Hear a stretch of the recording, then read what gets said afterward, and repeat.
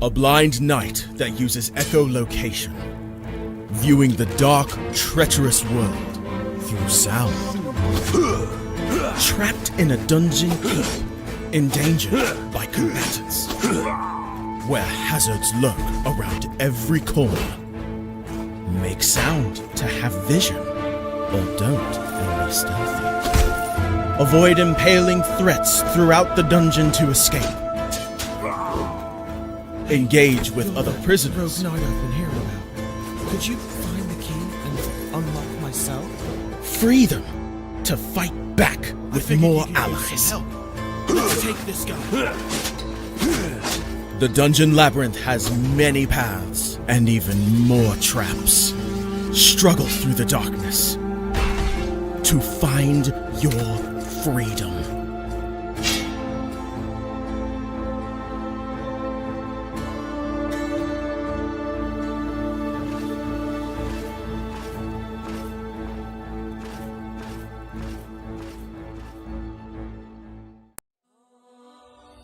When Alex became a god, he thought he would have no problems at all. Until...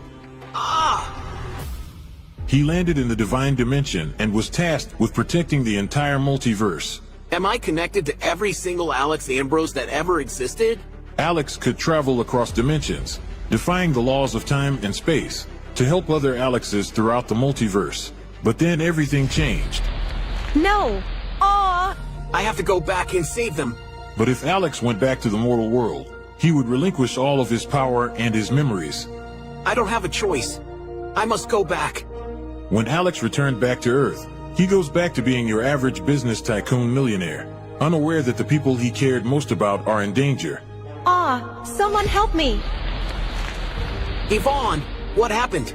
I was attacked by a monster. Alex, what's going on? Get away from him. He is my boyfriend.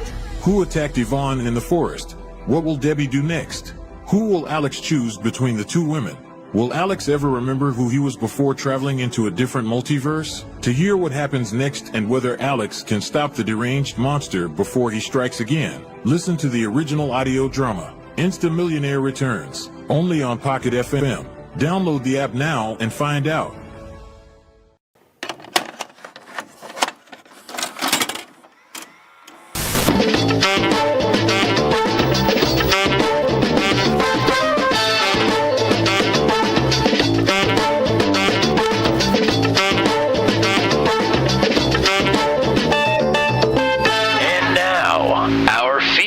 Presentation.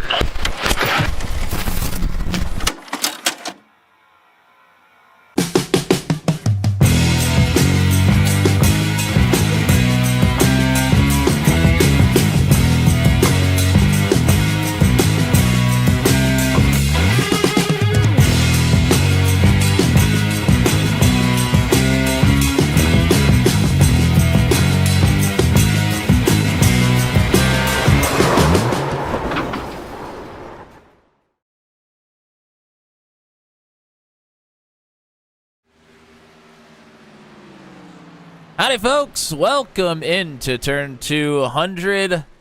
Your man's voice might sound a little bit different for that intro. That is because it is Matt Williamson on the call for you here tonight doing the play-by-play. And I got a special guest with me here for the CU in the NT 170 here at Auto Club Speedway, one of our favorite places. And my special guest tonight is the one and only Mr. Nathan Reynolds. What's up, man? How are you? I am doing good. It's good to have you in the booth and hanging around here for a Venom Truck Series race. How do we feel about Auto Club here tonight? It's one of our favorite places to go. It is. And we've seen two entirely different entities when Venom comes here. It's either a caution fest and breaking records, or generally we've had a few that have went caution free. So I'm curious to see which one we get tonight. Certainly going to be curious. We're rolling right into the starting grid. We'll talk a little bit more about strategy and the oval refresh, how these trucks are going to race here at Auto Club throughout the night. But first, let's get to the starting grid.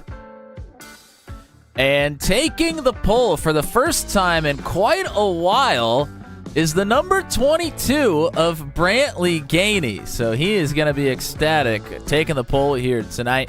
Austin Holyfield's going to start on his outside. So a front row that we don't see very often here in the Venom Truck Series. Kevin Sargent is going to start on the inside of row number 2. Luke Peterson will start in 4th. Ryan Dye, great starting position here for Ryan. Good qualifying effort. He's going to start in 5th. Jeremy McKinnon to his outside. Zach Lockett, Kyle Zittel will start on the 4th row. And rounding out your top 10 is John Kay and Paul Sargent there in 9th and 10th. Going back to the 6th row, Tyler Logan, Steve Roman, Andy Poliski will start 13th, Matt Schlosser in 14th. Eric Breeding will be starting in the 15th position with Rodney Matney to his outside. Whoa, what is that name at the bottom of the screen? Tommy Cook starting in 7th. I think you went to the wrong place. You're supposed to be up in the booth, not down on the track. Oh, yeah, I accidentally registered as a driver, so I figured you had it covered for tonight. I hope that was okay. Yeah, well, we'll let you have some fun out there. Hayden Palumbo's going to be starting at Tommy's outside. We'll talk more about that here in a little moment. Gary Clark will start behind Tommy Cook in 19th. Garrett Rainey to Gary Clark's outside in 20th. Leo Smith, Josh Matichek, Tyler Berger, Brian Mitchell, Jan Van Leer, Pascal Samar, Josh Freed, Hunter Leach, Greg Elliott, David Fay, Josh Jackson, Chad Stearns, and Cole Maxwell will be your 33 starters here tonight. Quick look at the weather. 76 degrees is the track temperature at the moment. And Tommy, that's it's going to be good for the drivers. I'm sure you all were hoping for some cooler track conditions here. Yeah, it's still a tire eater, though. It's going to be a tight balance on this truck to keep it from getting tightened up throughout the night, even with the cooler temperatures. Well, when you head to the north, you get cooler temperatures. That is what the drivers have here at Auto Club tonight. The See You in the NT 170 for the Venom Truck Series is underway.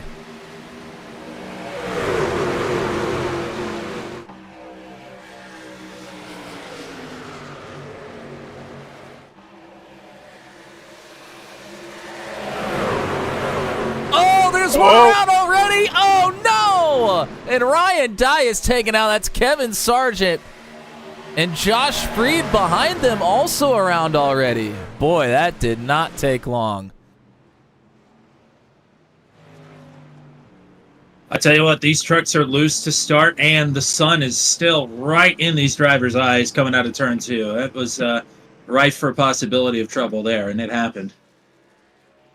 Well, it's always a case that you're going to be slicing and dicing early here. Lots of 2, 3, even 4 wide at Auto Club with all the room you have to work with, but it all went kablooey in a hurry here this time.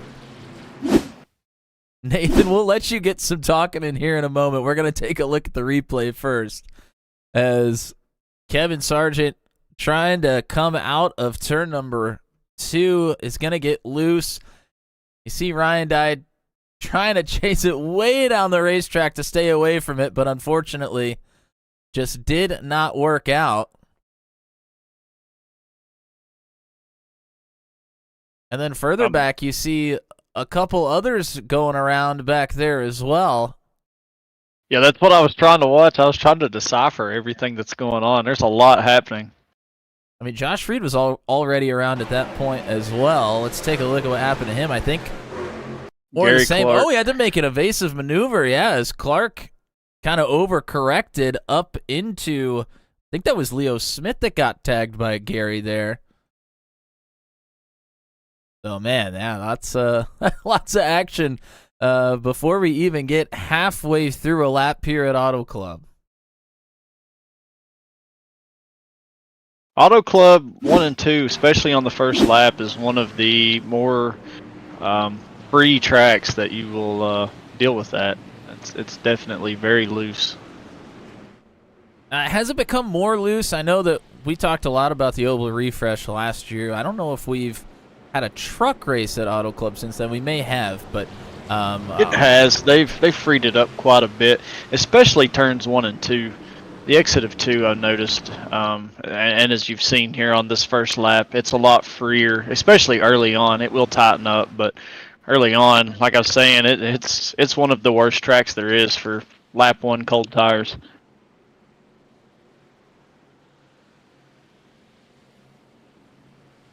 And there were 3 or 4 guys way out of shape.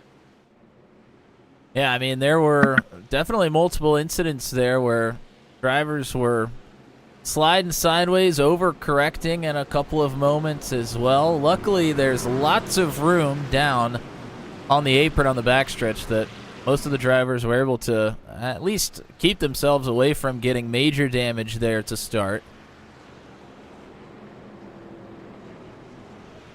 The drivers involved: Kevin Sargent, Leo Smith, Josh Freed, Ryan Dye. And most of them, in fact, I think all of them ended up coming down pit road along with Tyler Bergert. I didn't see if he was involved in anything.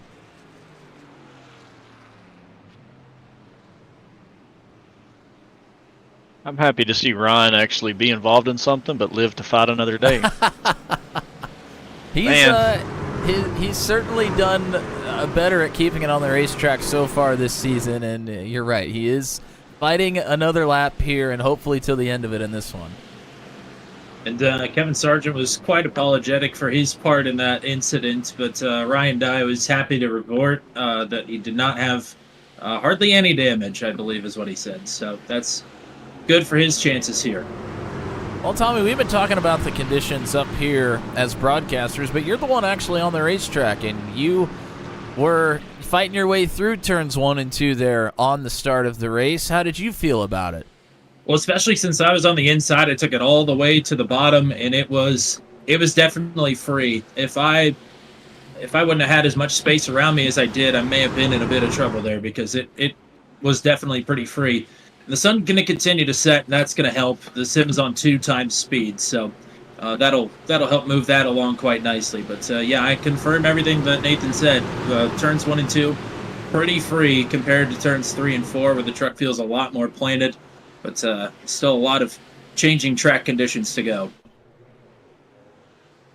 Well, we'll see how the drivers are able to navigate here with a couple of turns under green flag conditions under their belt at this point. As we are going back green for the restart, coming to lap 5.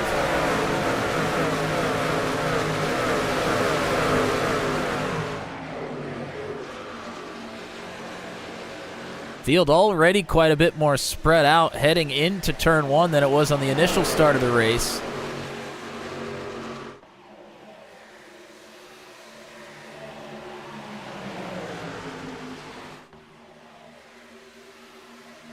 John Kay's going to take a look underneath of Luke Peterson down here in turn number 3. Austin Holyfield going to try and follow suit. Jeremy McKinnon looking to fight on the bottom here to try and take the lead away from Brantley Gainey. Canada's #1 Joey Logano fan.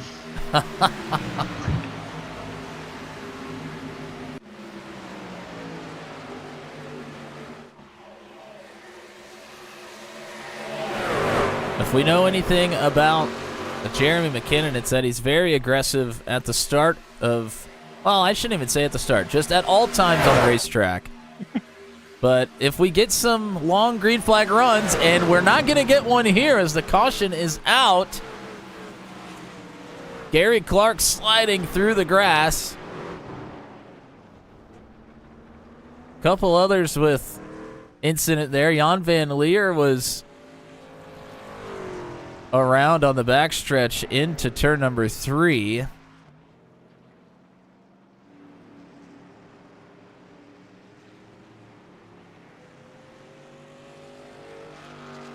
So, not a lot of green flag running here so far. We are used to this on the short tracks, but wasn't necessarily expecting it here at Auto Club.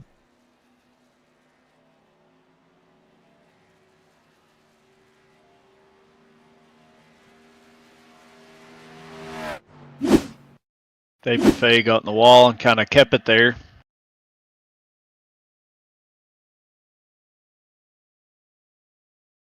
Let's take a look. Here they are coming out of 2.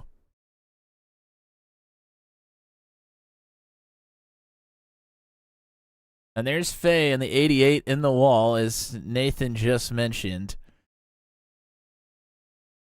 And when you're stuck right in behind somebody, you can't really see what's coming. And Cole Maxwell makes a quick maneuver to get right behind Palumbo, and Jan van Leer did not know that Fay was there. And Jan van Leer is going to run right in the back of him. That's a tough spot from Jan's position.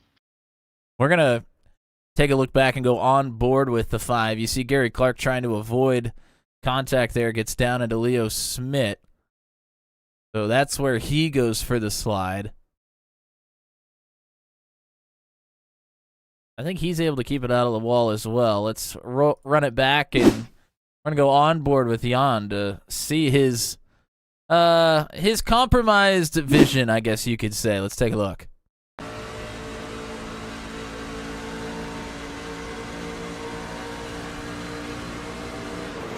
I mean, literally has no idea he's slow on the top of the racetrack. Not even a clue. And Cole Maxwell makes that evasive maneuver, and all of a sudden, the 88 is in the lap of Jan van Leer. Boy, that is not the way you want to start. Yeah, that's not the way you want to start one here. And I think Jan is out of this race, actually. I think he's got too much damage. Wow. I mean, he hit him hard. There's no doubt about it.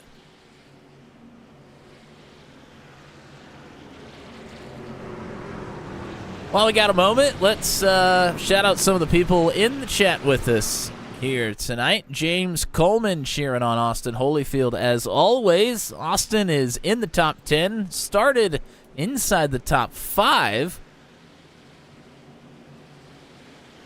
And Jordan Journeau missing this race here. Unfortunate, but still good to have you in the chat hanging out with us.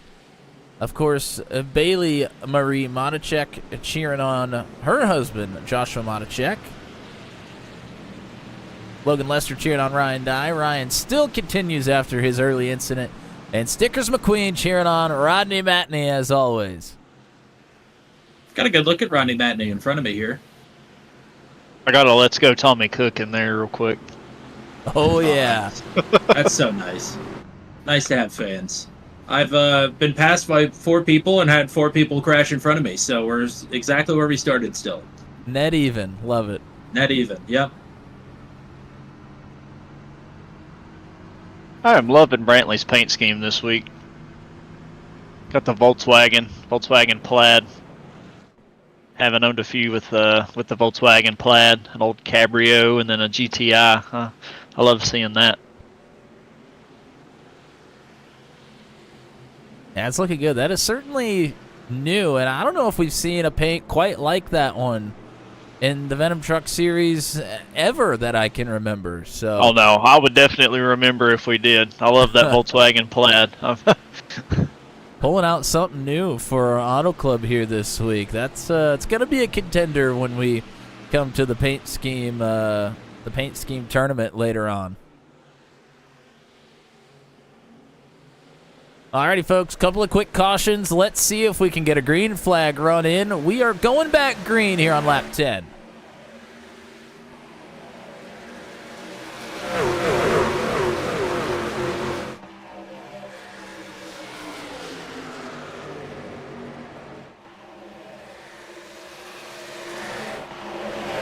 Be looking if we get another quick yellow. These guys should be getting close to their pit window where they can one stop it the remainder of the race. Oh, and there's something going on in the back.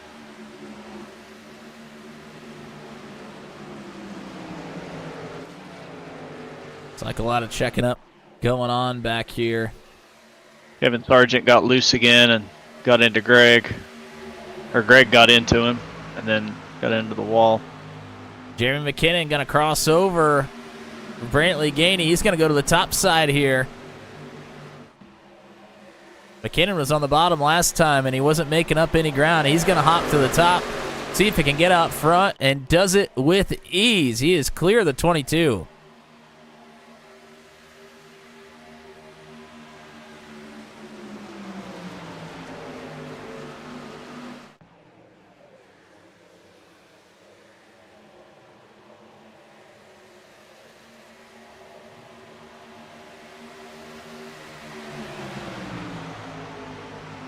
Kyle Zittel going to come to the aid of the 12 here. Gainey going to stick to the bottom. Pretty much everybody else, other than John Kay, running the middle to the top here already.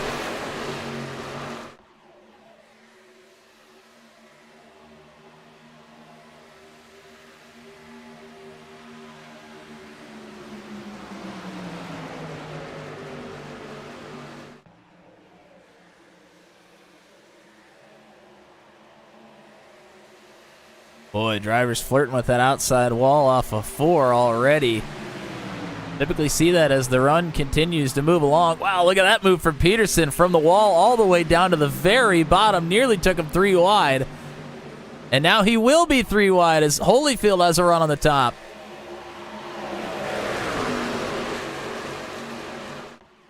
Here comes my favorite for the night, flirting with the lead. This is probably Zittel's best track. And one of his favorite tracks. He definitely felt good about tonight ahead of the race. Has a lot of confidence here. It's showing early. Well, I'm sure after last night in Truck 200, he immediately left that race and came here to practice. It was a short night for him at the short track, and I think he's okay with that if he can get one done here.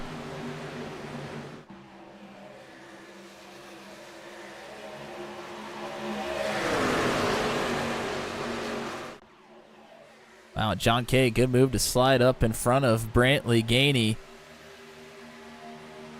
I like the pace John has and the line that he's been running. He's He's picking his spots and trying to run the preferred line while making moves. It's a really tough balance here. You got to maintain track position. You got to run your line. Can't push too hard. And it's all a combination that just doesn't work well together. It's tough to early in a run really dictates how the middle and the ending of runs go here, and it's all based on how you can drive and maintain and save. And like I said, 3 complete opposite things. Yeah, John looks pretty good. I like the position he's in. It's very hard to maintain track position and save tires here, because if people are really motoring, they carry a ton of speed, and if you back off a corner early and don't get on the throttle till maybe a little bit later, I mean, they can blow right by you. So it is definitely a tough task to try and keep tires underneath you, but also keep track position for sure. It is, and it's definitely magnified here. It's unlike any other place you go to. It's its own animal. It's very different, but we'll see who does the best at maintaining, and it'll start to show over the next 10 laps or so. Zittel with a huge slider there. Yeah, McKinnon nearly got into the back of him as they were on exit, and McKinnon pushing the 53 down the backstretch now.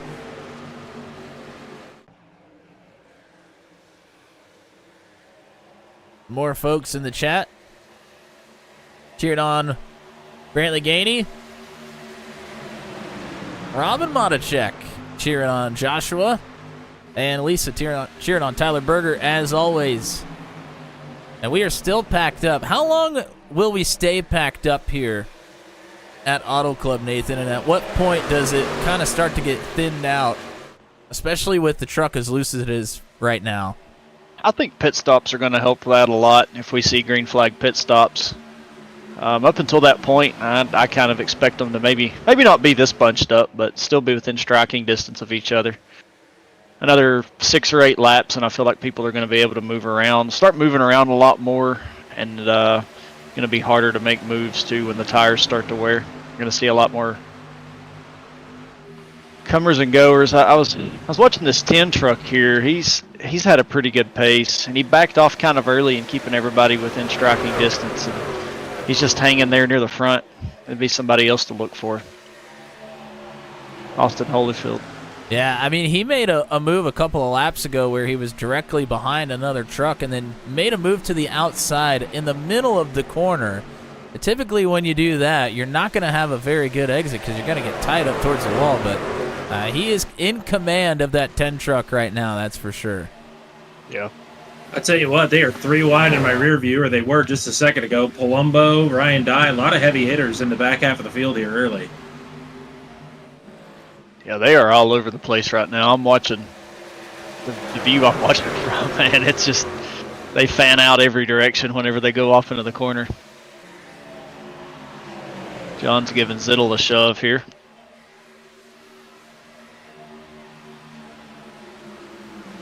I haven't going back. Sorry, go ahead.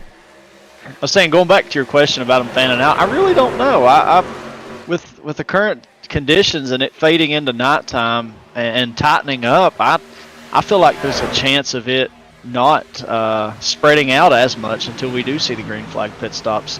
I'm typically, I think officials and everything that I've run here have been in the daytime, and it's a lot slicker, so you kind of see more comers and goers and it fanning out.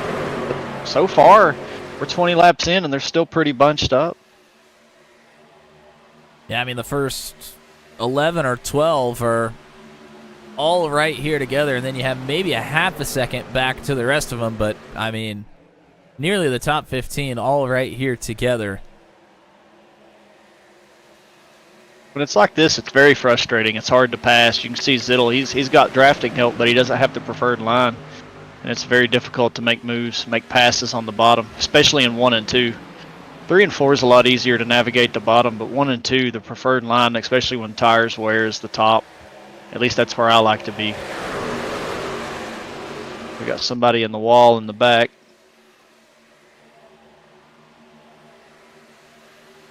John Kay continues to try and help the teammate and Kyle Zittel here, but like he said, McKinnon's got that preferred line hanging tough on the top.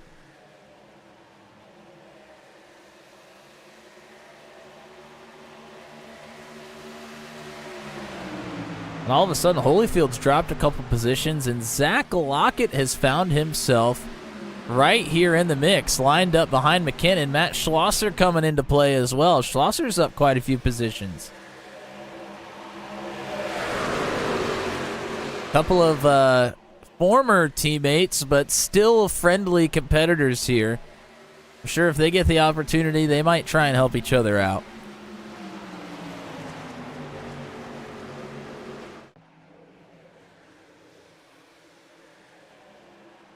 Oh, it's Schlosser. Wow, nearly got up into the wall. He was pushing it hard there.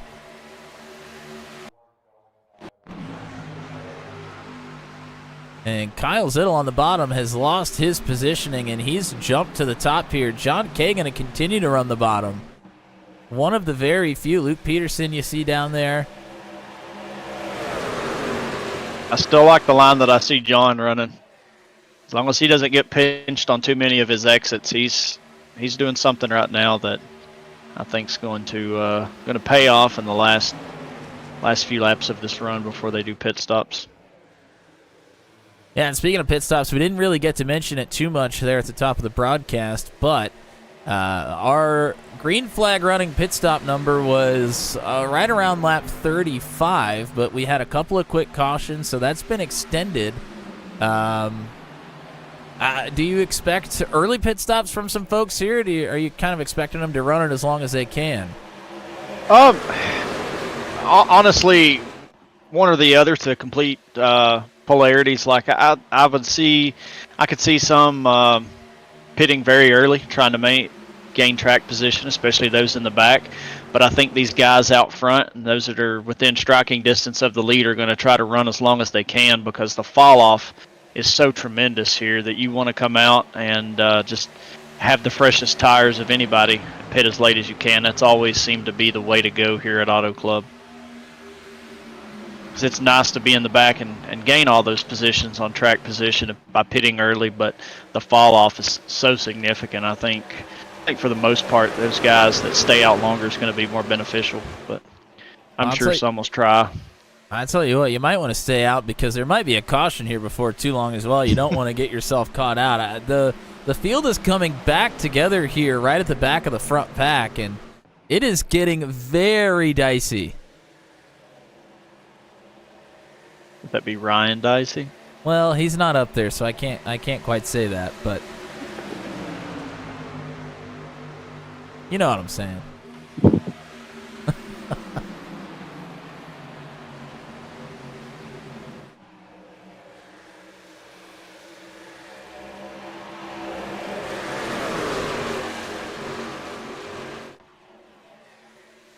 Got some folks trying to surge late in the run here. Tyler Logan being one of them there in the 98. He gave up some positions early on in the race, and now they're coming back to him.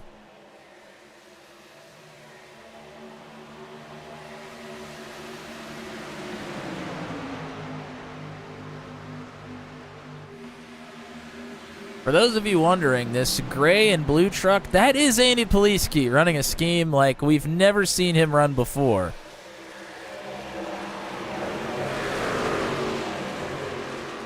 Maybe looking for a nice stroke of good luck, changing things up with the paint. Oh boy, John Kay and Jeremy McKinnon come together in the middle of the corner there on entry. Got some drivers running cameras for us here tonight. John Kay is one of them. And by the way, those are the car inside cameras brought to you by none other than Nathan Reynolds.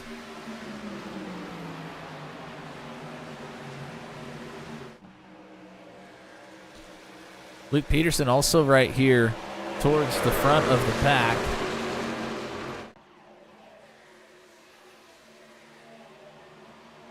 He's dropped away from it just a little bit, but he's still sitting right here in the top 7.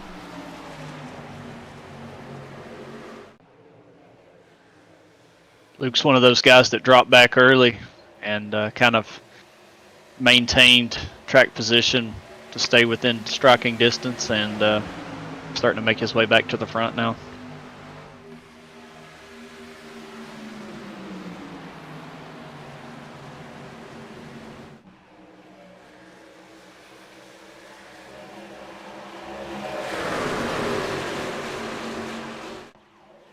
John Kay making us still- proud in that 38 truck, getting him his first win. Oh yeah, that was something special. I think It's that's awesome to see. I think that's going to kick off with just a fantastic season for him. Yes, I I think this is going to be his breakout year. Yeah, I don't think we have seen the end of the 38 by a long shot here. No.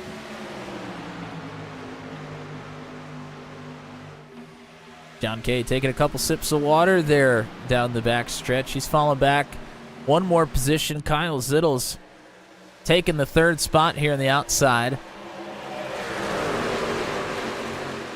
And with the tires starting to fade, John might need to try and find his way up to the top. He's starting to fade a little bit here.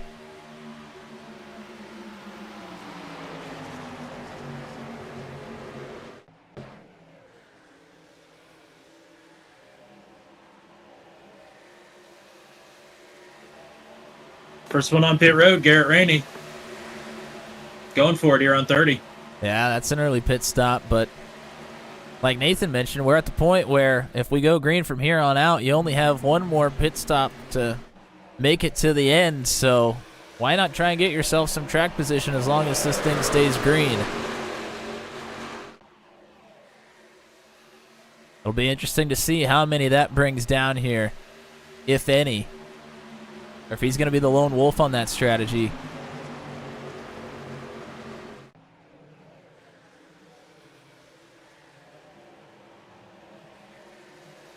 Whoa, Josh Matichek in the wall a little bit further back. Rodney Matney has to pull down below to stay away from him. Wasn't a big shot, but certainly enough to upset the truck. Josh running a camera for us here tonight as well. And you'll get to hear Mr. Matichek on the call for the Max V CNC Home Design Truck Series on Thursday, his first soiree into the broadcast booth.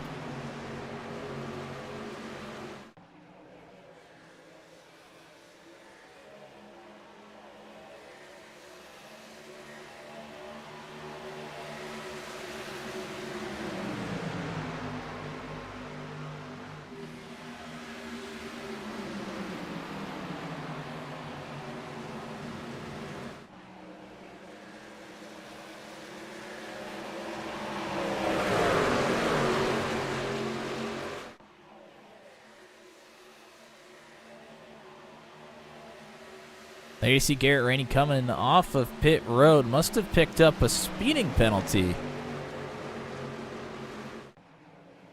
Or an unsafe entrance or exit or something.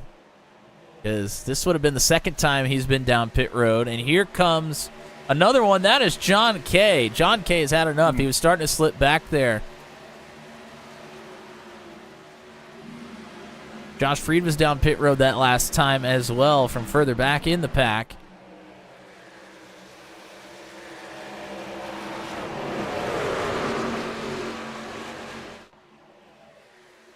John may be playing this race as if there wasn't any yellows. It's still going to pit, 35 and then after another 35. So be curious to see how that works out.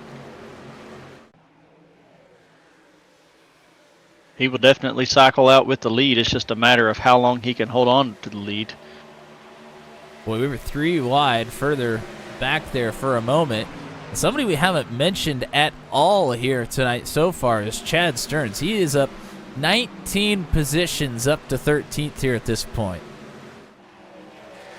Chad is really good at Auto Club. I would look for him at the end. Brantley has found his way back to the lead. He's battling Jeremy now.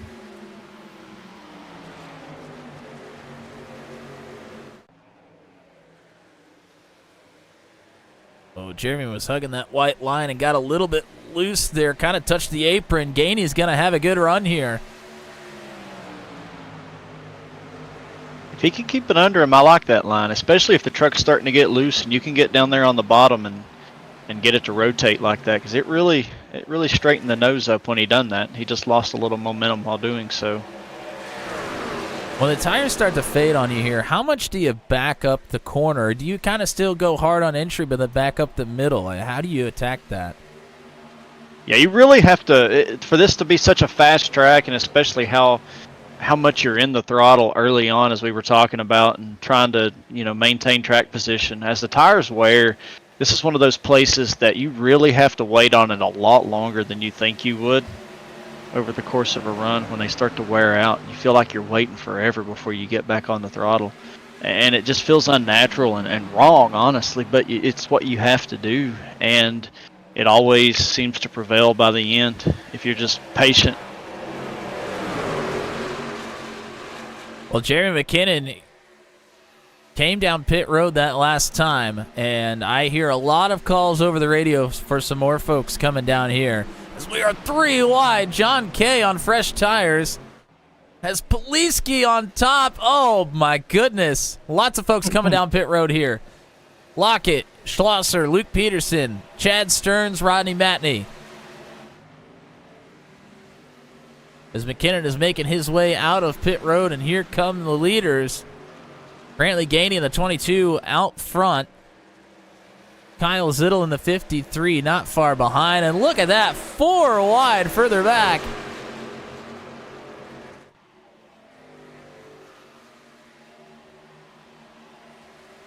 And if you're Jeremy, you're kind of hoping that a lot of folks dip off and come down pit road here. You don't want to have to work your way through all the traffic.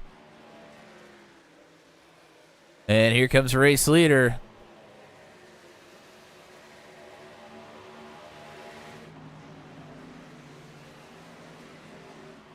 David Fagan to pull off and come down pit road as well. Only a couple this time around. Still about 10 drivers that will need to make their way. Whoa, Steve Roman slides right up in front of McKinnon. McKinnon on the fresh tires is trying to work his way through the field, and that stalled his progress a little bit. He just has nowhere to go. He's going to try and shoot the gap between Vroman and Holyfield.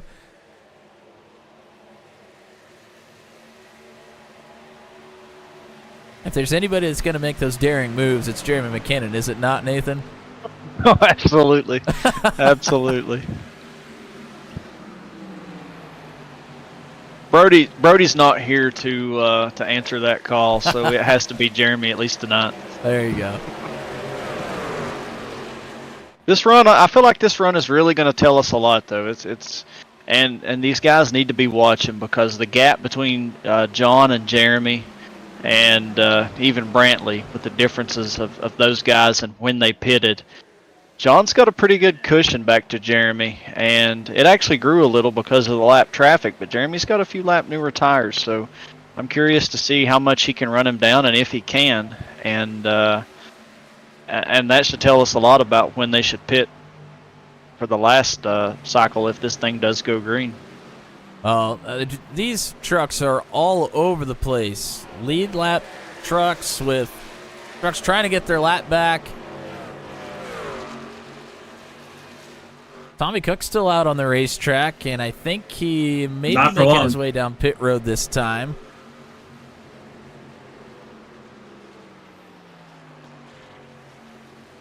Also, thank you for the nice ugly mug on the hood there, Tommy.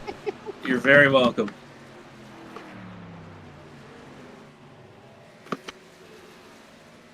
A lot of folks down pit road with Tommy Cook that time. Kyle Zittel, Austin Holyfield, and Tyler Logan.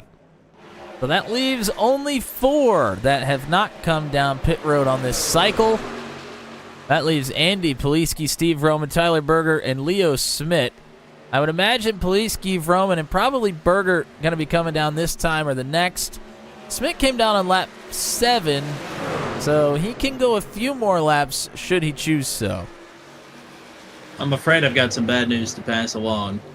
I fat-footed it in the middle of the pit lane, unfortunately, and I will be serving a 40-second stop and hold. Oh, no.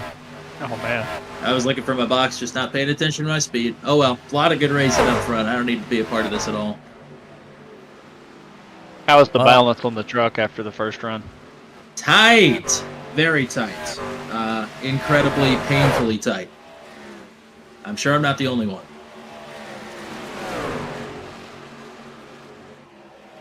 Let's head to the car inside camera for Ryan Dye. He was one of the first folks down pit road trying to get himself some track position after the early incident. And he's up here with Matt Schlosser, Jeremy McKinnon right now. It's just a matter of how much he can hold on as the run continues along here. Ryan had made up some significant ground after that incident where he got spun and then he got in the wall and lost almost all of his track position that he had. He was really behind the 8 ball before that set of pit stops, so he was in a situation where without a yellow he needed to try something.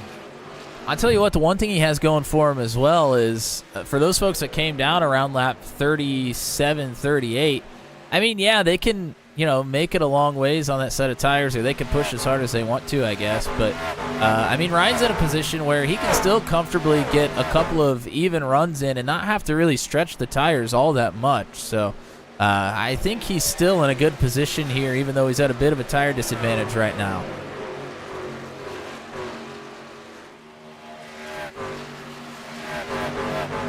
And Leo Smith unfortunately spun it onto pit road. He is going to be the last driver on this cycle of pit stops to make their way down pit lane.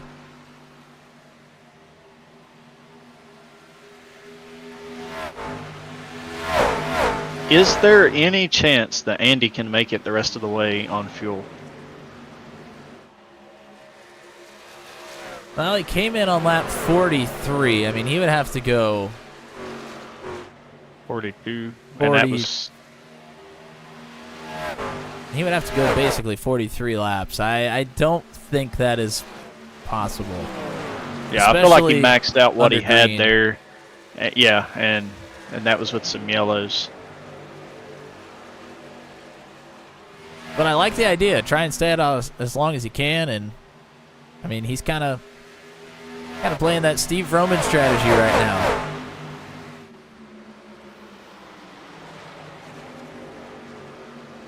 These guys that pitted later than John are slowly catching him.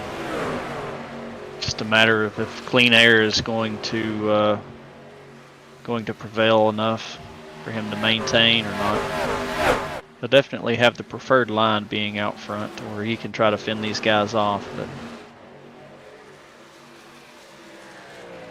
Well, I do have some good news for the 0-2 camp of Tommy Cook. He is the first driver a lap down, so should we have a yellow come out, he will get his lap back. Oh, my crew chief just passed that along to me. And by the way, you're my crew chief, so I don't know why you didn't tell me the pit road speed was 55.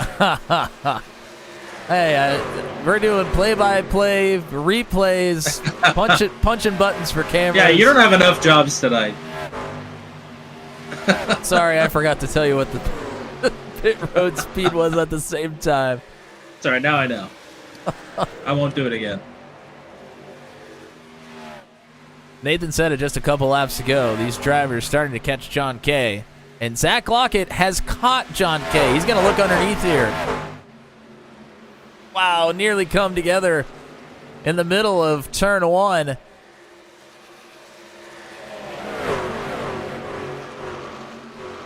And don't look now. Luke Peterson, Matt Schlosser, and the rest of the cavalry are not far behind.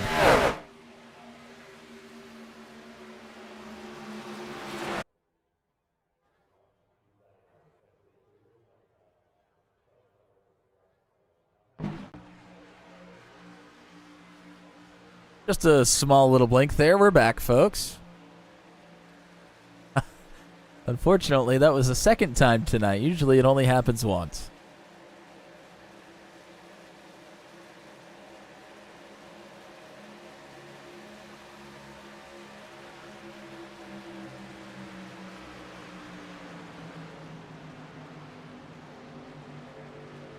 Well, Nathan, we talked about Luke Peterson earlier on in the broadcast about that big win and might set off maybe his best season he'll have in his career thus far.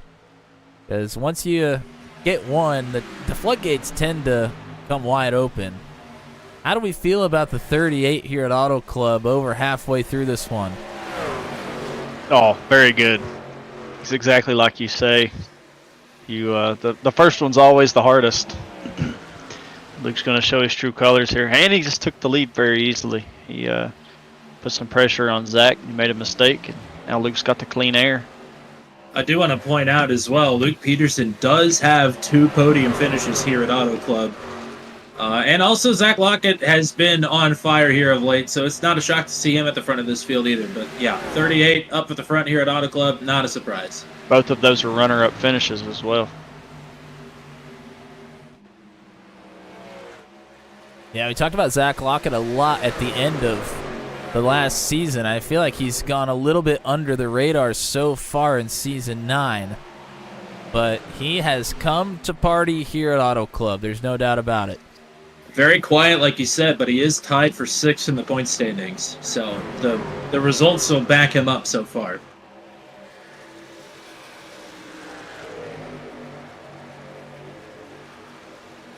He is a very underrated driver.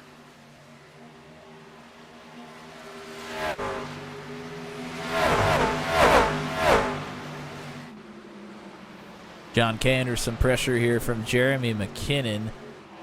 Kay has liked the bottom here.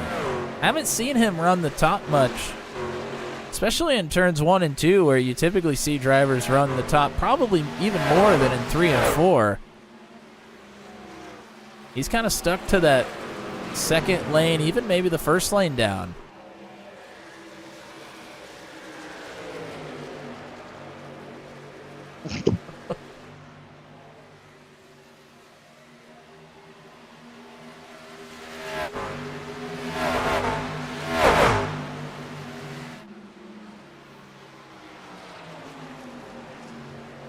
Here comes Brantley Gainey back into the picture.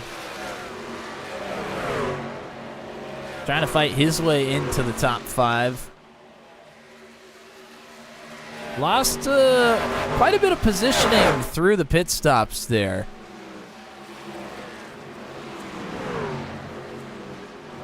And here in the Venom Truck Series, it takes perfect to be able to get a win, and that means perfect pit stops along with perfect on-track activities as well. And unfortunately for Brantley, maybe not the best pit stop for him there, but he's fighting his way back.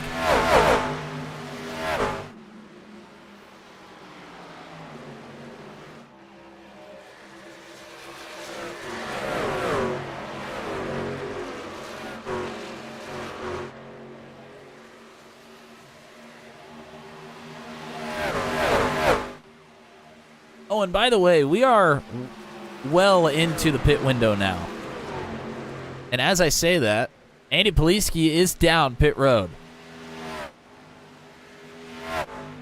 These drivers are good on fuel from here on out, and the tires be about a 30-lap run. That is not a crazy long run.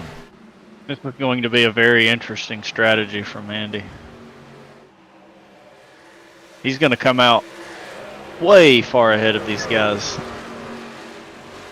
whenever they all cycle through. I think, is it really hard when you kind of get off cycle like that to not want to push so hard because you know you're a lap down? I mean, him playing this strategy, he's got to be able to take care of the tires. How difficult is it to put yourself in that mindset and say, I cannot push here? It's very difficult because you also want to push extra because you know that you're going to be in the lead. You want to make that bigger because you know that you're going to be on the raw end of the deal whenever all these other guys pit and they're going to be chasing you. So you want to push even harder to try to extend that lead. And honestly, if you're going to play that strategy, I would almost say, as bad as it seems, you can just push and try to extend it as much as you can, because no matter what, by the end of the run, you're going to be the slowest, especially him pitting earlier than anybody. By the end of the race, if it stays green, he's going to be the slowest truck. So get all you can now.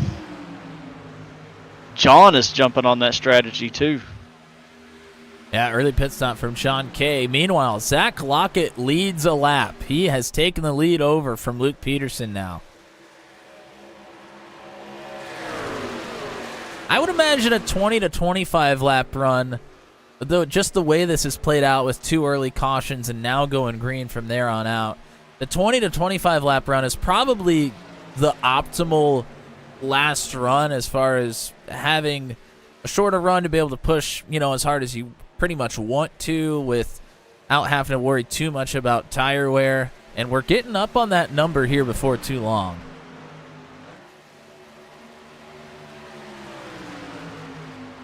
I think personally I would want to pit one lap after the last person pits. As far as take this little gaggle of trucks here from Zach Lockett back to Steve, whoever pits last, I want to be pitting 1 lap after them, because you see just how crucial the tires are, even being 1 or 2 laps later than those guys were, and how much faster they are. You can look at Brantley and he's catching them, and he was one of the later guys to pit.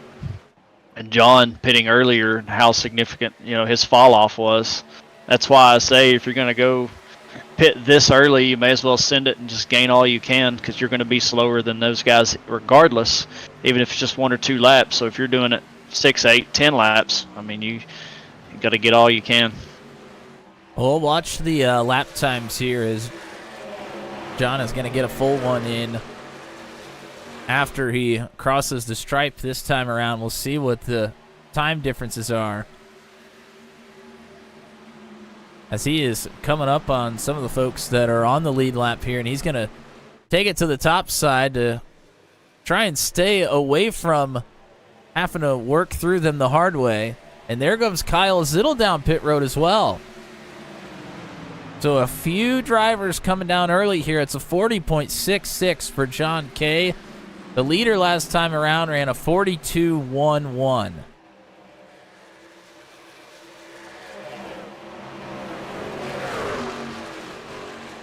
So over a 1.5 seconds difference there. And Luke Peterson and Zach Lockett are back to battling here.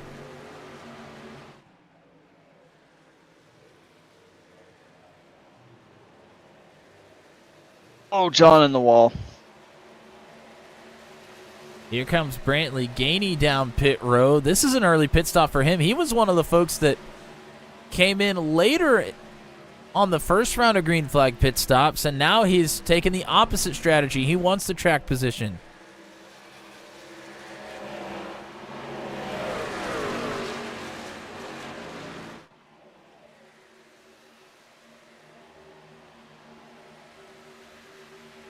John Kay not far from getting himself unlapped here.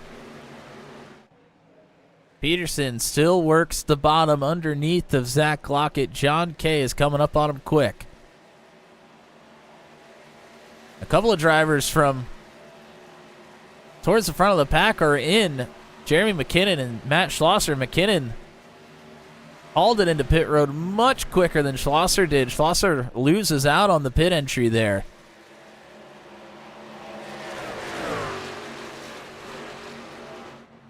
Still think if it were me, I'd want to be pitting around lap 65.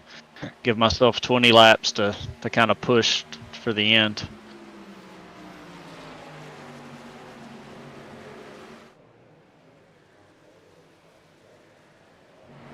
Couple of calls over the radio for pit stops here. Chad Stearns going to be coming in this time. Josh Freed not far behind Stearns is going to be coming in as well. Whoa, Stearns!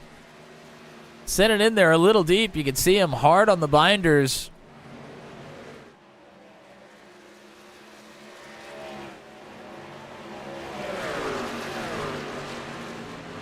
That was about as close as you can get. That was an excellent stop. That's what it takes. You got to be aggressive with those pit stops. Whoa, look at this. Kyle Zittel going to split the uprights. Here comes Luke.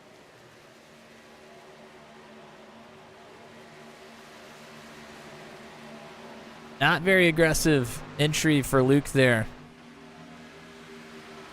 Tyler Logan, Hayden Palumbo also in this time.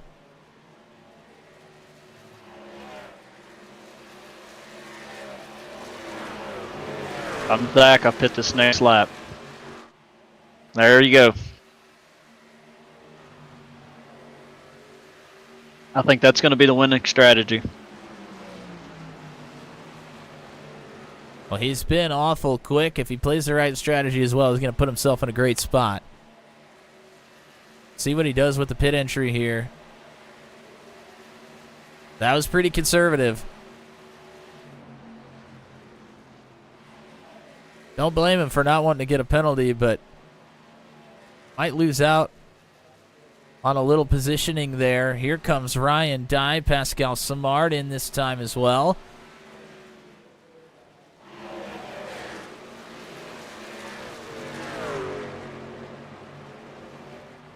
Now, if I'm Steve, he led his lap, I would come down this time as well, because he was up there in that little gaggle of leaders.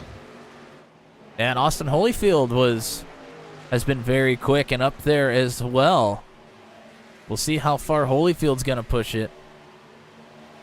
And he's not. He's coming in this time.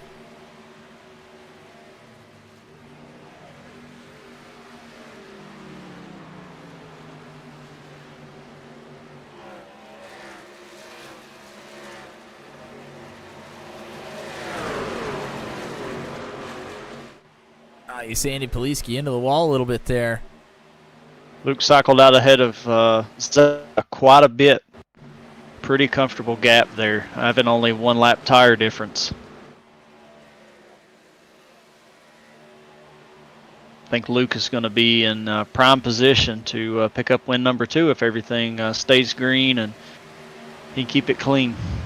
And I think a lot of that was Lockett being a little bit too conservative on his pit stop as well. He just kind of slow rolled it in there. And I think he's going to wish he would have pushed it maybe a little bit harder.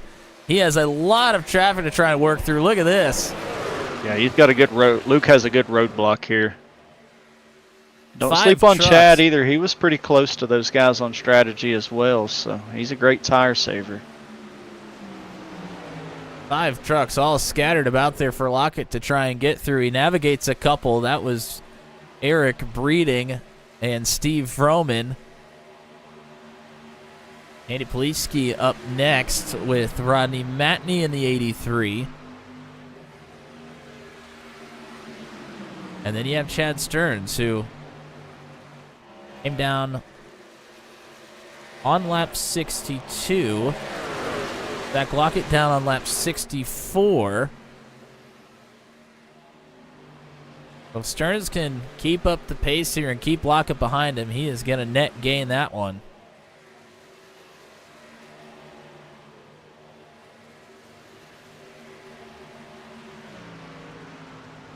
And after the pit cycle is out, John Kay might be your leader, but Kyle Zittel, who came in a couple laps after John, is not far behind here. Steve Roman, David Fay, Cole Maxwell, and Leo Smith still have to come down pit road before this one's over. They hold the top 4 positions on the racetrack right now.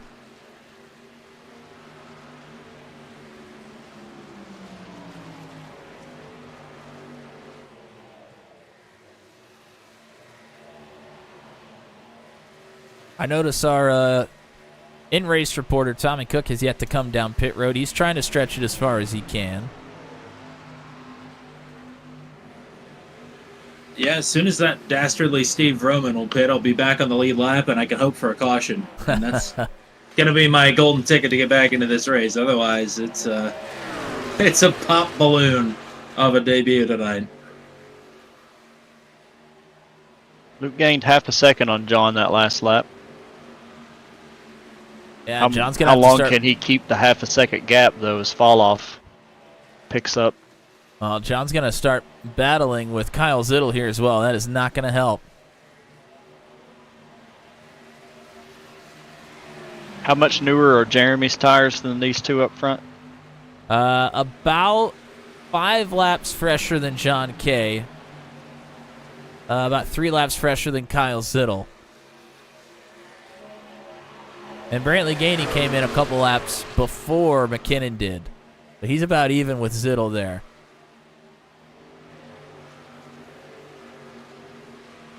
McKinnon's just going to try and power it around the bottom. These guys are going to have to work together up top.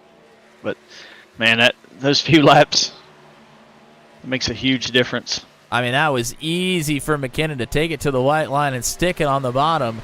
Jeremy McKinnon, new Willoughby your race leader with only 15 to go.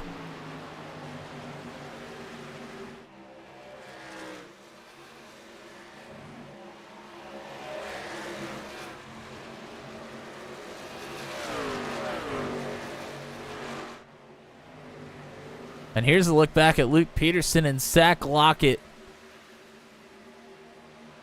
who have a tire advantage over those in front of them by a few laps. But the gap from Peterson up to Gainey is right around 2 seconds right now. They have quite a bit of time to make up here. I think they're going to be there. It's just a matter of how much they have left when they get there.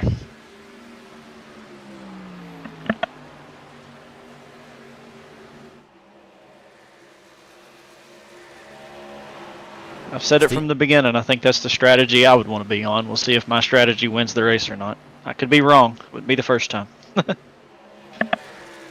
Steve Roman, the last holdout on the lead lap right here.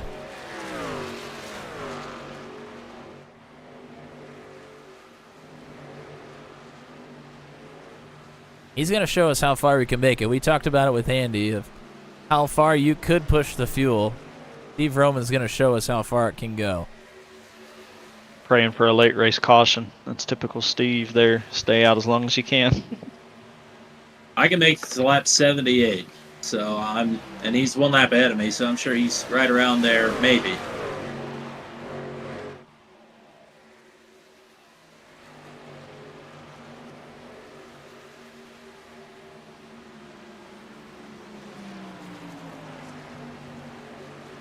A good battle for what will be for the podium here between Matt Schlosser and Brantley Gainey. John Kay has fallen behind them by about 3/4 of a second. Luke Peterson and Zach Lockett about a 1/2 a second behind John Kay.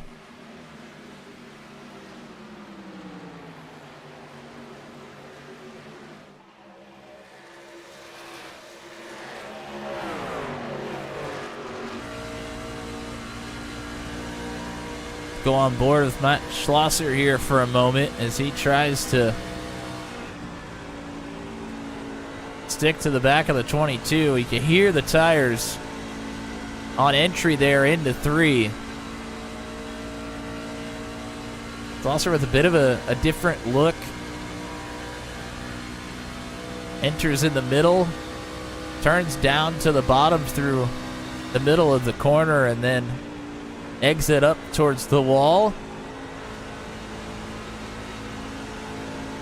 Not able to get it down to the bottom in turns 1 and 2. Very different corners here.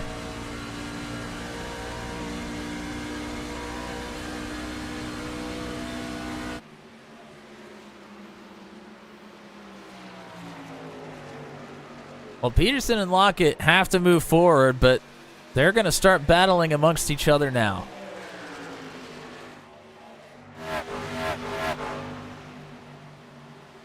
They've gotten I think Lockett's working with him. He's pushing him. He has the last couple straightaways. They've gotten past John Kay together. Up next would be Matt Schlosser, and they are catching in a hurry.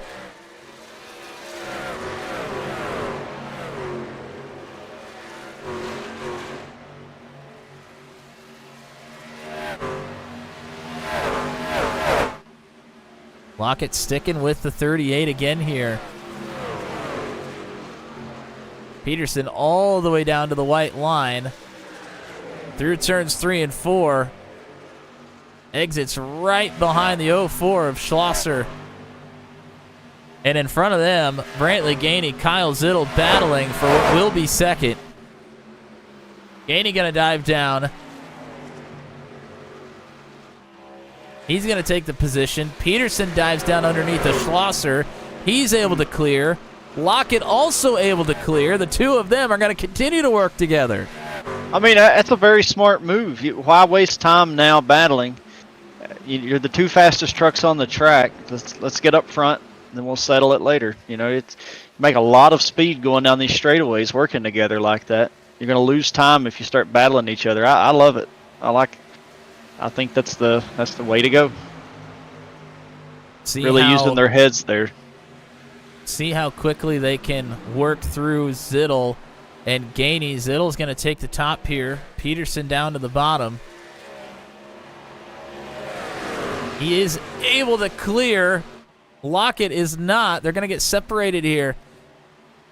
The only disadvantage I can see from Zach's position, even though he's helping, and like I said, I love the move, is once you do get out front, he's going to have the preferred line, and you guys start battling. If there's an opportunity for you to take advantage of him and to gain that spot over him, you have to do it. You just can't waste any time battling. It's a very tough position to be in. Well, they were split up there for a lap. We'll see if Lockett goes back to the bumper of the 38 down the backstretch. I might not have the opportunity.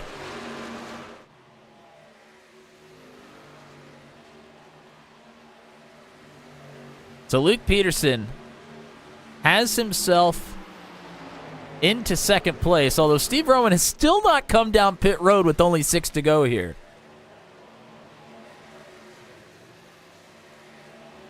And Peterson has about 1.6 seconds to get up to Jeremy McKinnon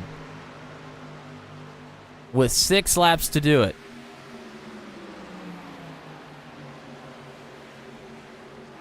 Yeah, Steve has to pit soon unless he's got one of those Darrell Waltrip fuel cells. Here he comes. Wow, he made it a lot farther than we thought he could, though.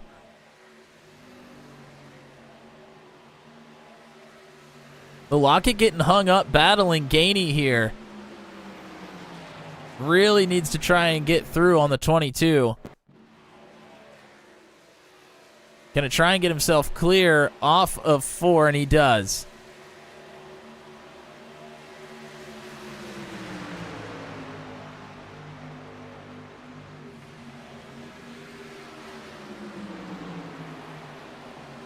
Now we'll see if Lockett and Peterson can get back together to make a run at the lead.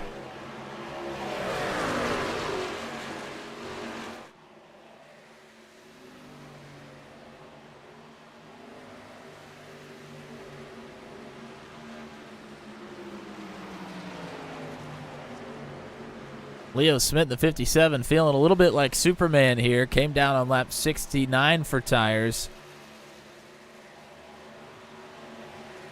but is a lap down.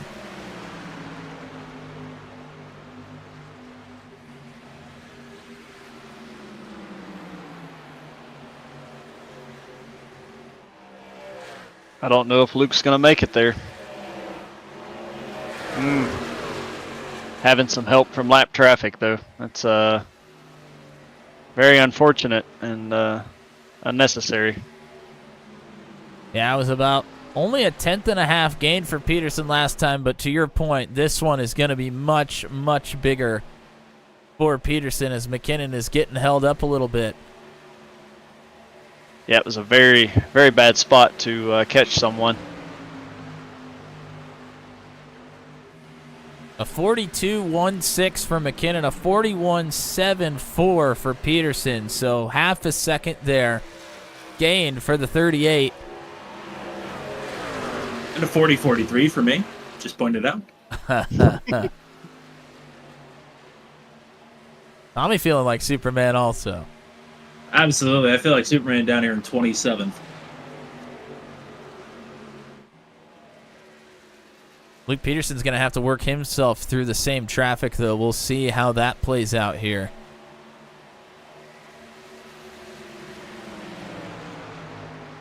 Two to go.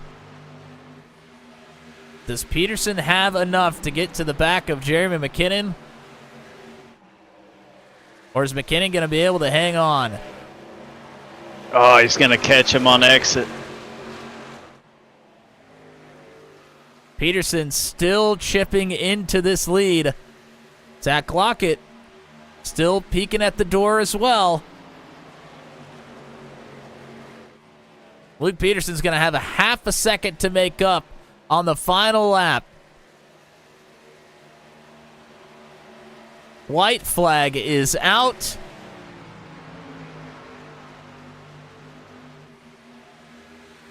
Peterson is clear. What can they make happen? Peterson and Lockett might get together to try and work together here again, but it might be too late.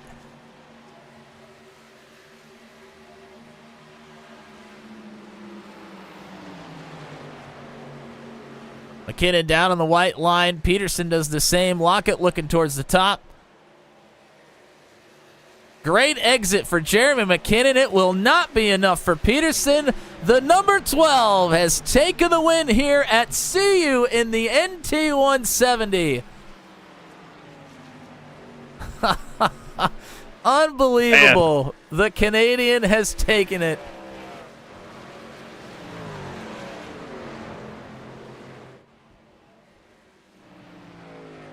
And if we had one more lap, we may have seen a photo finish there. That was one heck of a drive by Jeremy. I tell you, I said it multiple times. I didn't think that strategy would work. I wanted to be Luke or Zach, and Jeremy proved me wrong. That was one heck of a run there. He timed that perfectly. Perfectly. Man, that's what we love to see. We love to see the green flag runs to the end of the race, especially at a place like Auto Club. Always produces something special.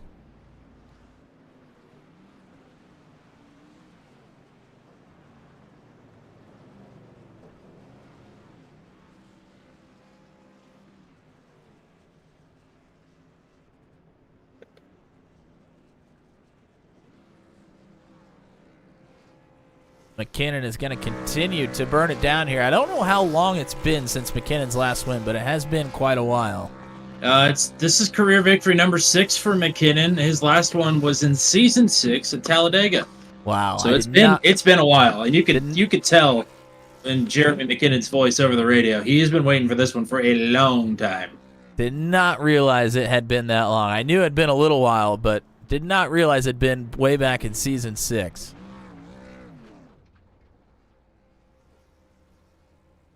Yeah, that's awesome to see. The last race that I done with you guys was him and Hunter Ingraf, and Jeremy was in Luke's position and come up short running Hunter down at the end. I do want to make a correction. It was season 7 at Talladega, not season 6. But so it's still been a while. Alrighty, folks. Celebration is over for Jeremy McKinnon. Let's go ahead and get to your full finishing rundown here, and then we will get to the interviews with your podium finishers. But career win number 6 for Jeremy McKinnon here, and he takes it out of Auto Club in the CU in the NT 170. Unbelievable. Can't wait to get to talk to him at the end of this one.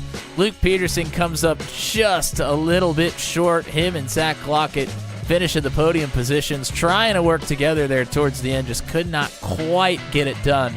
But fantastic drives for both of them. Brantley Gainey takes the pole here tonight. Not able to come away with the podium finish, but comes away with the 4th place. That is a great day for the 22. Kyle Zittel finishes with the top 5 as well.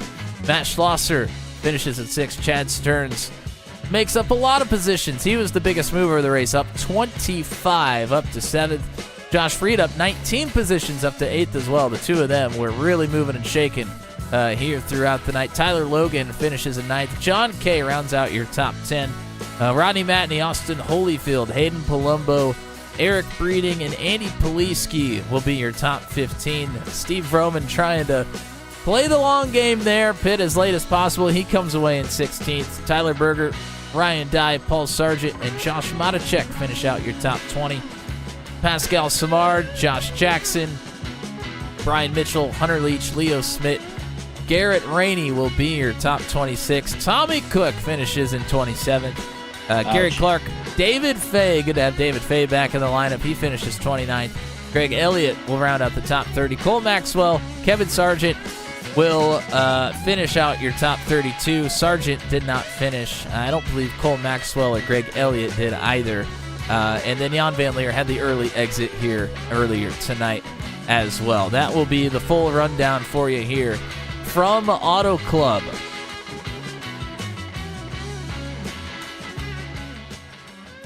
And let's go ahead and get to your podium finishers. We're going to go in search of Zach Lockett. And look at that. Tommy Cook's done my work for me here. He knows how difficult that is, getting everything off the screen and pulling people in from Discord. Very much appreciate that. Zach Lockett, man, it was a great race for you here tonight. You and Luke Peterson trying to work together there towards the end to catch up to Jeremy McKinnon. You almost got there, but just came up a little bit short. Yeah, that's Auto Club is definitely my favorite track, actually, and I think it should be a mandatory track on every league schedule every year. It just puts on the best show and is super fun. I came into this race thinking this is a possibility to at least get on the podium here, and felt really fast all night. So finally in the podium position here in Venom. That isn't the All-Star race, so it's been a long couple seasons, but it's nice to finally be in here talking to you guys.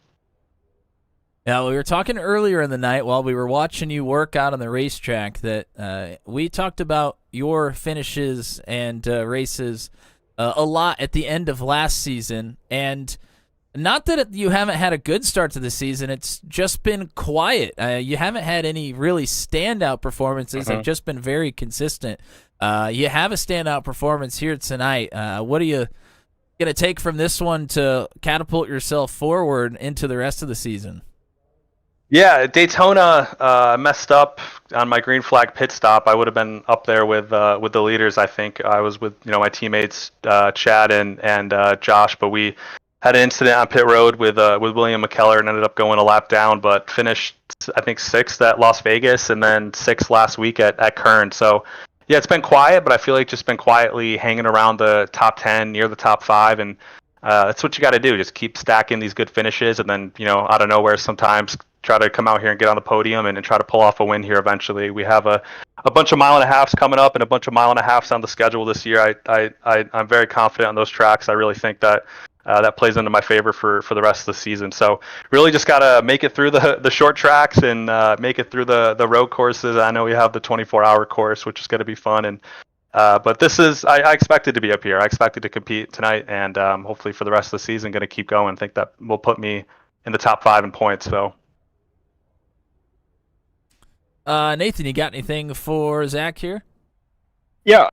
Last run, I was a very big fan, and I said it over the broadcast, of you pushing Luke and trying to work with him to catch the leader there. You guys both were the fastest trucks on track and had similar pace. Was that something, as you were catching him, that you had in the back of your mind that you just wanted to push him and not waste any time trying to battle him, knowing you may not catch the leaders, or just something on the fly that kind of come to you as you got there?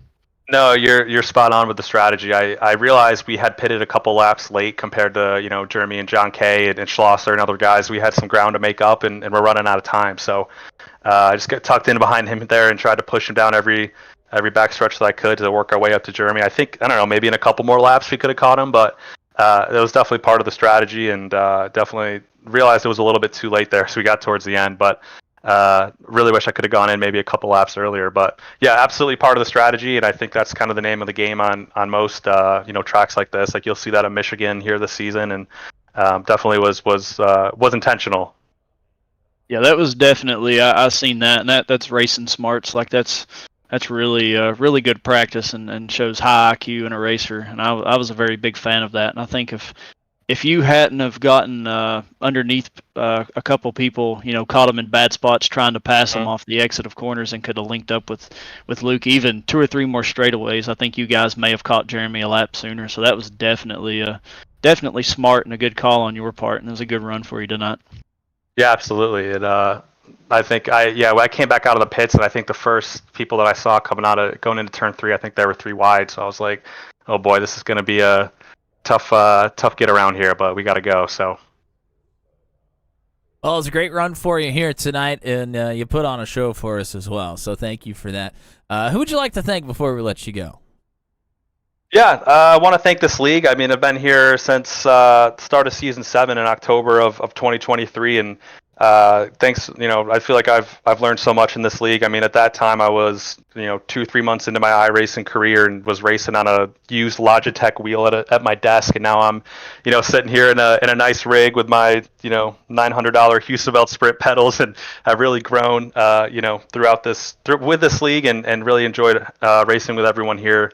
And I got to thank you guys for always putting on the broadcast. Really enjoy going back the next day. Always watch every broadcast back, and really enjoy listening to you guys. I listen to you guys sometimes on Max V, and as well as the Truck 200 League as well. So really enjoy that. Really appreciate you guys, and I got to thank everyone at 939 Motorsports. Josh Friese, one of my good pals. Really enjoy racing with him. Of course, McKellar, who couldn't be here tonight, and Chad Stearns. Chad's really fast as well, so it's been great to learn from him. And of course, Matt Schlosser, who was my first teammate, who we still talk every day and still consider a satellite teammate to 939 Motorsports. So really appreciate him.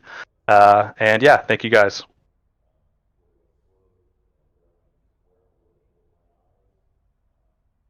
Alrighty, that was a podium finisher, Zach Lockett. And now we should do that more often. We are going to pull in your second place finisher. That is Mr. Luke Peterson. And man, Luke, we were talking up here in the booth as this one was rolling along, and man, we thought you had the winning strategy there. Coming out off of pit road and seeing the gap that you had to make up, how did you feel coming into the final run there?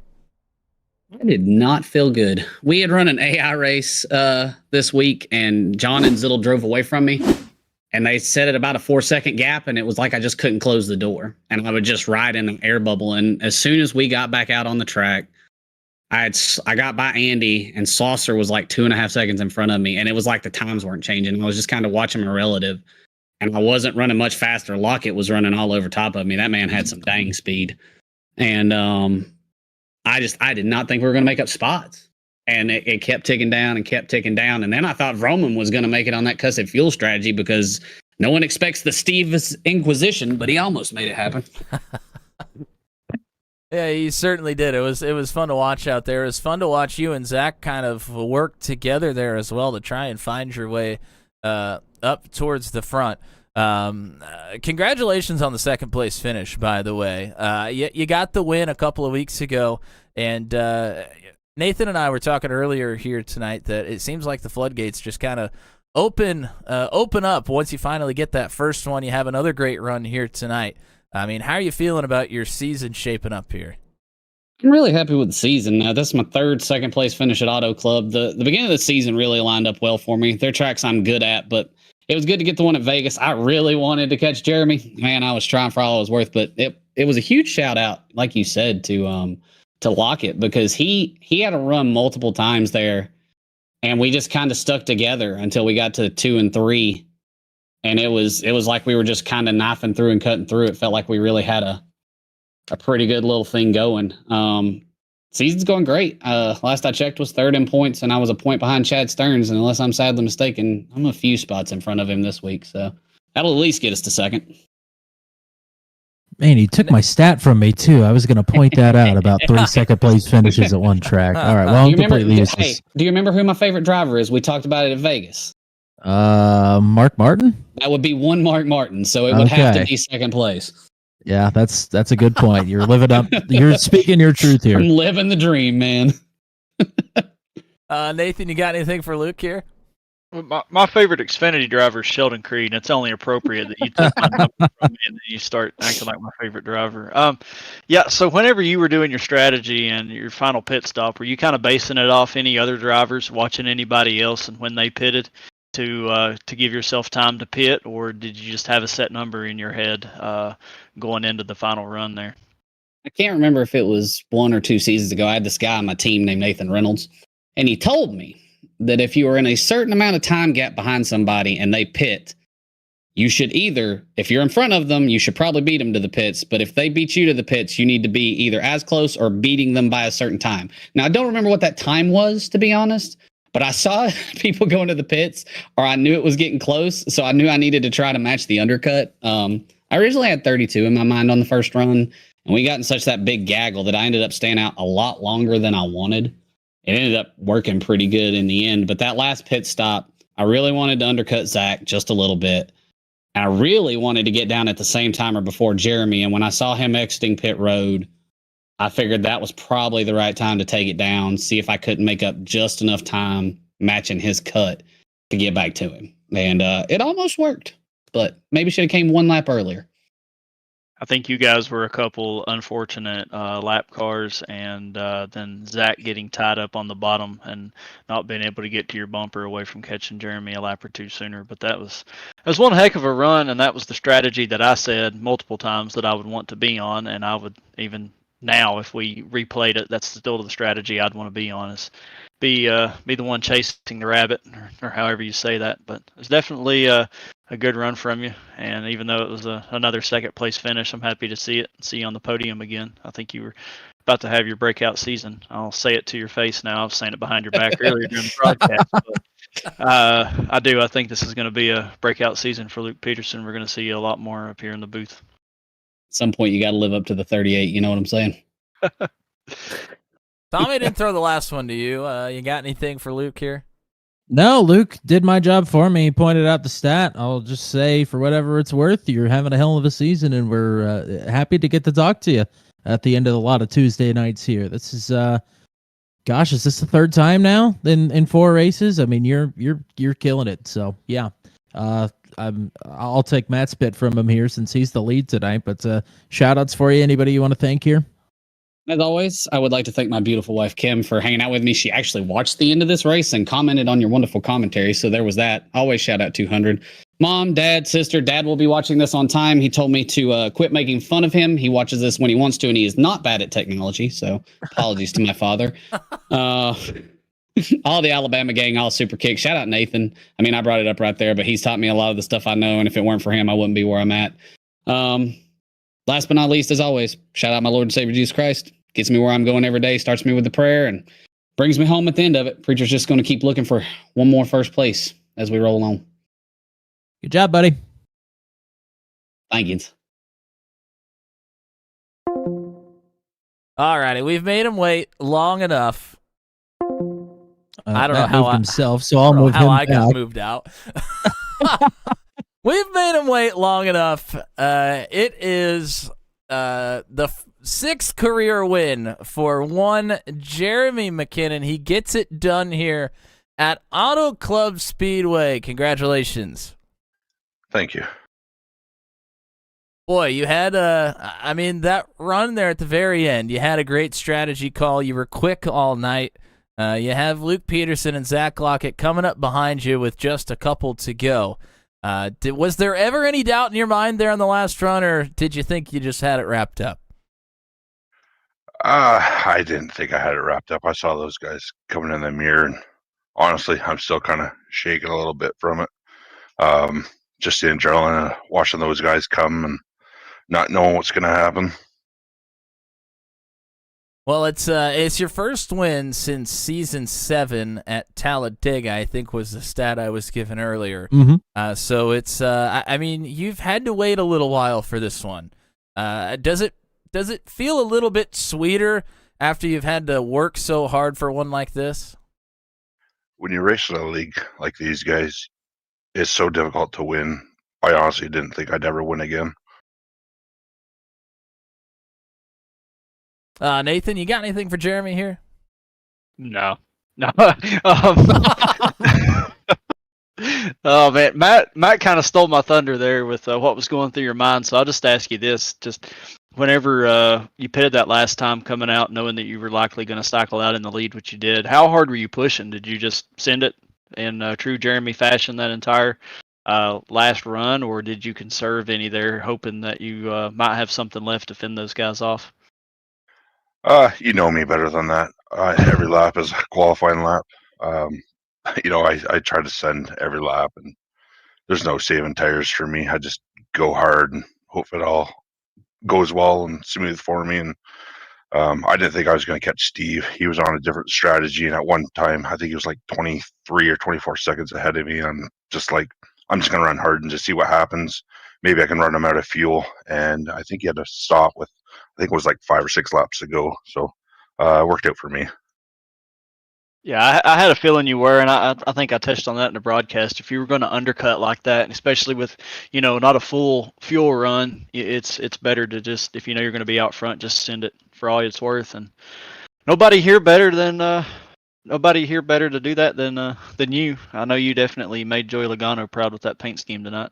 Joey's #1 Canadian fan, so great job. Yeah, definitely not. Definitely not.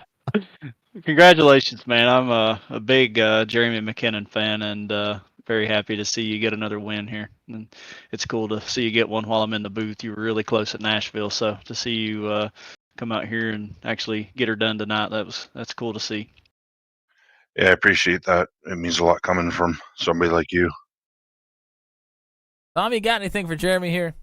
Well, my two observations are I think Jeremy's going to want Nathan in the booth every night since he's 2 for 2 on podiums with Nathan up here in the booth. And my other observation is, Jeremy, I'm pretty sure, I would imagine you're pretty happy that this race was not 86 laps long and that it stopped at 85, because that was a tightening window there at the end. It was, but from what I understand, talking to Luke, was he had run out of fuel coming to the flag there, so I think I would have been all right, because on my stop I loaded it right up because I knew the truck was going to get tight on the least amount of fuel, so I wanted to make sure that it stayed free throughout the run. So I don't know. Awesome stuff here tonight, man. Congrats on the win. Thanks again. You raced against these guys and it's so hard to win. I honestly didn't think I was ever going to pull off another win. Well, you got it done tonight, partner. So big congratulations to you. The floor is yours to thank anybody you want, shout out anybody you want, or just say whatever you want. Oh, I don't know about whatever. I just want to say thanks to John Kay for the awesome paint scheme. He painted the truck for me. It looks great.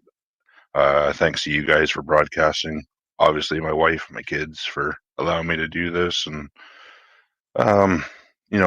the league, like, these guys are top-notch guys. And like I said, to be able to pull off a win is an incredible feat at any time. I don't care how many wins you have to earn it. Well, there it is. Those are the words from the winning man tonight. That is the 12 of Jeremy McKinnon. Congratulations. Thank you. He definitely earned it tonight. There's no doubt about it. Yeah, I mean, he certainly did. That was this was a tough one here tonight, and kind of a weird one as well. We had a couple of quick cautions there at the beginning that we didn't expect to have 2 in a row like that, and then after the cautions, we go caution-free for the rest of the race. It was an interesting one, but anytime we get long green flag runs at a place like Auto Club, it is going to be a spectacular night, and tonight was no different. Yeah, it was like we was talking about very early on, the different types of races that we can get here. We got a little bit of both. We got our caution fest early, and then the rest of the race went full green, so best of both worlds that we see here in Venom. Well, Tommy, you were in the truck here tonight. What did you think about the race? I think I want to start over, if that's okay. Maybe we could just call this a doubleheader.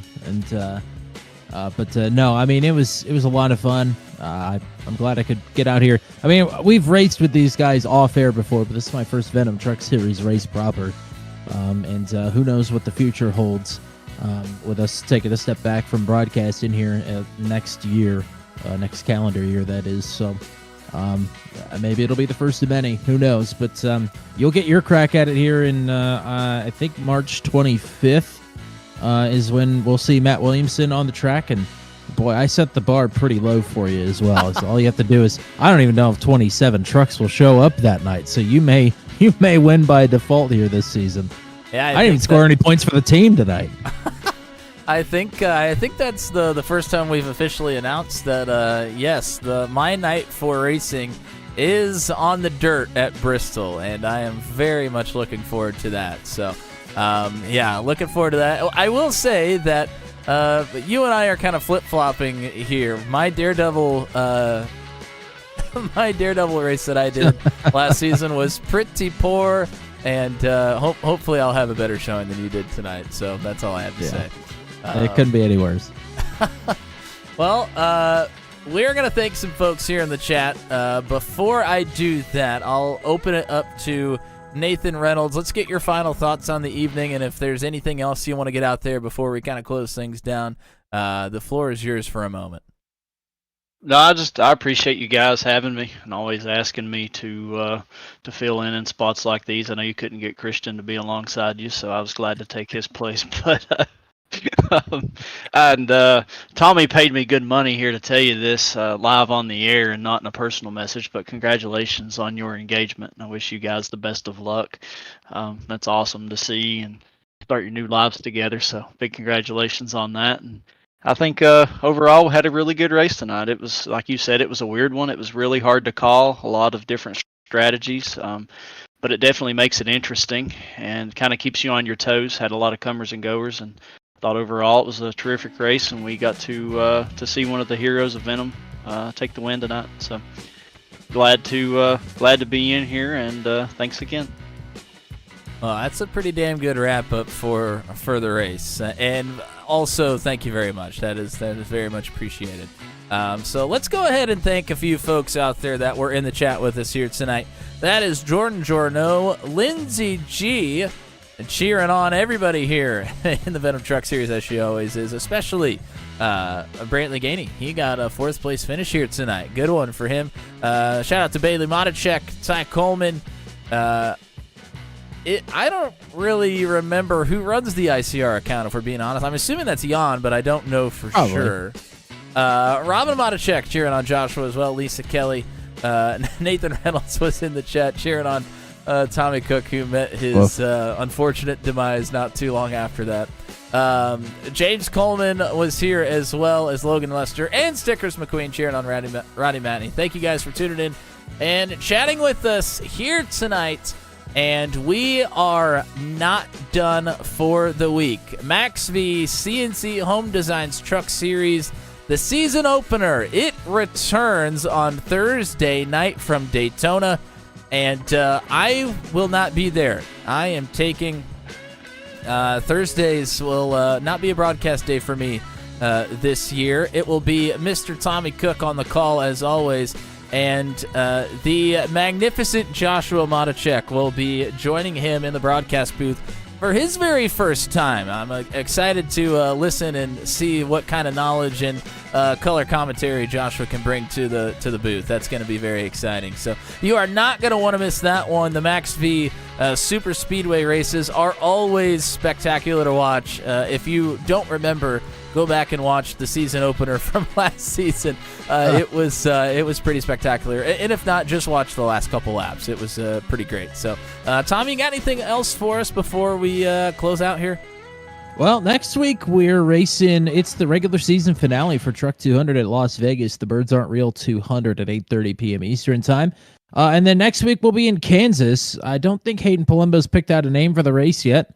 But Kansas round number 5 next week for the Venom Truck Series at the usual 8:15 p.m. Eastern Time, and we'll get back to normal. But thank you for holding the fort here tonight. Magnificent job as always, Mr. Matt Williamson. Thank you for letting me have a little bit of fun here tonight.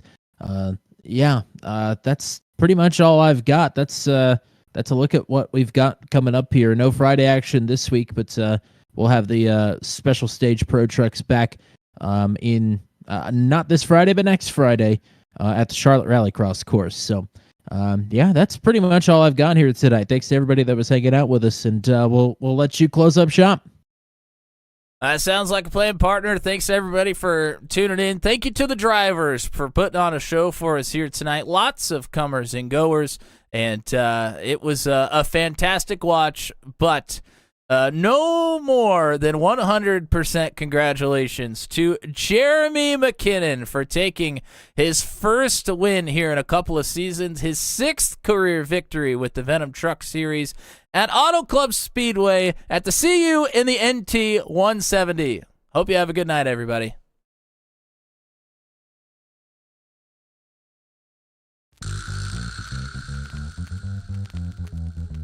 This has been a live broadcast on Turn 200. Be sure to hit subscribe and hit the bell to get notified of when we go live next. Thank you very much for joining us, and we'll see you again soon.